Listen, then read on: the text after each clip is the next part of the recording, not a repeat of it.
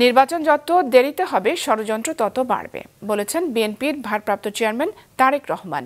দেশি বিদেশি প্রভুদের সাথে নিয়ে পলাতক স্বৈরাচার এখনও ষড়যন্ত্র করে যাচ্ছে বলেও অভিযোগ করেন তিনি। চুয়াডাঙ্গায় দলের কর্মসূচিতে তিনি বলেছেন, এসব থেকে উত্তরণের একমাত্র পথ নির্বাচন। চুয়াডাঙ্গা থেকে আরও জানাচ্ছেন হাসনাইন তানভীর, সাথে ছিলেন স্থানীয় প্রতিনিধি ফাইজার চৌধুরী। এক যুগেরও বেশি সময় পর চুয়াডাঙ্গা জেলা বিএনপির দ্বিবার্ষিক কাউন্সিলে ছিল নেতাকর্মীদের উপচে পড়া ভিড়। তারা বলছেন, শেখ হাসিনা পতনের পর মুক্ত পরিবেশে রাজনীতি করতে পারছেন তারা। স্থানীয় টাউন ফুটবল মাঠে সকাল 10:30টার দিকে কাউন্সিলের প্রথম অধিবেশনের উদ্বোধন করেন বিএনপি মহাসচিব মির্জা ফখরুল ইসলাম আলমগীর। ছিল শোক প্রস্তাব পেশ, সাংগঠনিক রিপোর্ট প্রকাশ, আন্দোলনে নিহত পরিবারের হাতে সহায়তা প্রদান সহ নানা কার্যক্রম। এতে আঞ্চলিক নেতাদের পাশাপাশি কথা বলেন কেন্দ্রীয় নেতারাও। বক্তব্যে বিএনপি মহাসচিব বলেন, সংস্কার স্থায়ী করতে হলে জনসমর্থন লাগবে, আর এজন্যই দরকার নির্বাচন। দরকার এই জন্য এখন চতুর্দিক থেকে ষড়যন্ত্র চক্রান্ত হচ্ছে। এই চক্রান্ত ষড়যন্ত্রকে মোকাবেলা করতে পারে একমাত্র জনগণ, আর সেই জনগণের প্রতিনিধিত্ব পার্লামেন্টই পারে তাকে সুষ্ঠুভাবে সামনের দিকে এগিয়ে নিয়ে। আমরা তো বলেছি যে আমরা যে পরিবর্তনগুলো আনবো, এই পরিবর্তনগুলো জনগণের সঙ্গে নিয়ে যাব এবং একা করব না। আমরা নির্বাচনের পরে যারা আমাদের সঙ্গে আন্দোলনে ছিল, সেই আন্দোলনের সবাইকে নিয়ে আমরা একটি সরকার গঠন করব যারা এই সংস্কারের কাজগুলো করবে।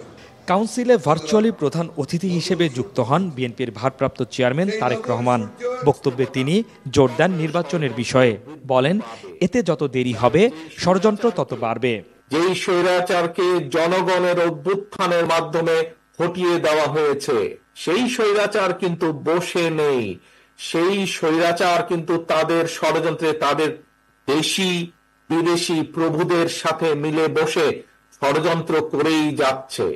পরিবর্তিত রাজনৈতিক পরিস্থিতিতে বিএনপির কাঁধে অনেক দায়িত্ব উল্লেখ করে তারেক রহমান নেতাকর্মীদের উদ্দেশ্যে বলেন, তাদের সামনে এখনো অনেক কঠিন পথ বাকি। স্বৈরাচারের দল নেই এখন, মানুষ তাকে, সাধারণ মানুষরা তাদেরকে ঘৃণা করে। তাদের বিগত 15 বছর, এক যুগের বেশি সময় ধরে তারা দেশ এবং দেশের মানুষের সাথে যা করেছে, কিন্তু তার অর্থ এই নাই যে সবকিছু খুব মসৃণ হয়ে গিয়েছে। সামনের পথ কিন্তু অনেক সংকটাপূর্ণ পথ। নির্বাচনকে যদি পাড়ি দিতে হয়, অনেক সংকটপূর্ণ একটি পথ, অনেক পিচ্ছিল পথ আপনাদেরকে পাড়ি দিবে। তারেক রহমান বলেন, বিএনপির লক্ষ্য মানুষের ভাগ্যের পরিবর্তন করা। আগামী দিনে ঐক্যবদ্ধ থাকার পাশাপাশি সংগঠনকে শক্তিশালী করার কাজ করতে নেতাকর্মীদের প্রতি আহ্বানও জানান তিনি। দীর্ঘ 14 বছর পর কাউন্সিলের মধ্য দিয়ে চুয়াডাঙ্গা জেলা বিএনপির নেতৃত্ব নির্বাচিত হচ্ছে। এখানে আসা নেতাকর্মীরা বলছেন, বিএনপির সব পর্যায়ের যেন নেতৃত্ব নির্বাচিত হয় ভোটের মধ্য দিয়ে। এতে দলে গণতন্ত্রের চর্চা যেমন বাড়বে, প্রকৃত নেতাও তেমন বেরিয়ে আসবে।